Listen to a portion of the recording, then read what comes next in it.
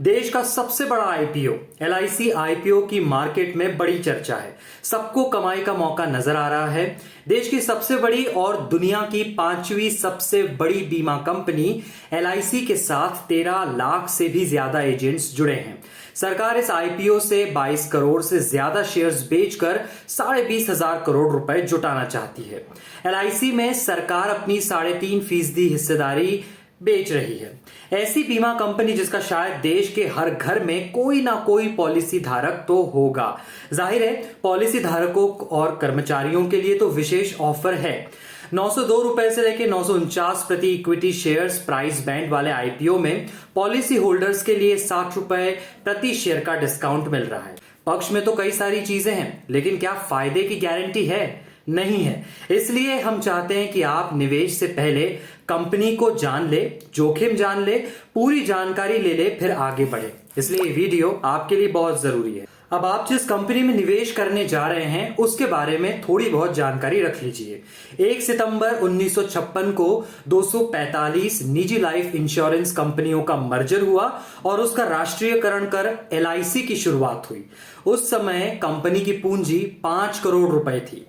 बिज2 credit और बिज2x के cofounder और सीईओ रोहित अरोड़ा ने क्विंट हिंदी से बातचीत में कहा कि वैश्विक बाजार कमजोर होने जा रहे हैं, इसलिए आईपीओ के जरिए पैसा कमाने का आइडिया अच्छा नहीं है। निवेशकों को ध्यान रखना चाहिए कि किसी भी लिस्टिंग से तुरंत प्रॉफिट की उम्मीद नहीं की जानी चाहिए। कम से कम 3 से 5 साल का समय देना होगा। भेड़ चाल में न चले, सुनी सुनाई बातों से बचे। जाहिर है कि पिछले साल की तुलना में इस बार शेयर बाजार में उत्साह नहीं है। खुद एलआईसी ने ही अपने आईपीओ को लेकर कई फैसले बदले हैं। कंपनी पहले 5% की हिस्सेदारी बेचना चाहती थी, लेकिन बाद में उसे घटाकर 3.5% पर आ गई। इस समय यूक्रेन और रूस के बीच जंग का असर भी बाजार पर पड़ रहा है। रोहित अरोड़ा कहते हैं कि एलआईसी के पास आईडीबीआई बैंक के मेजॉरिटी स्टेक्स हैं और आईडीबीआई बैंक के पास बाकी निजी बैंकों की तुलना में सबसे ज्यादा एनपीए है। तो अगर खुद आईडीबीआई बैंक अच्छा परफॉर्मेंस नहीं देगी तो एलआईसी की परफॉर्मेंस पर असर तो पड़ेगा ही।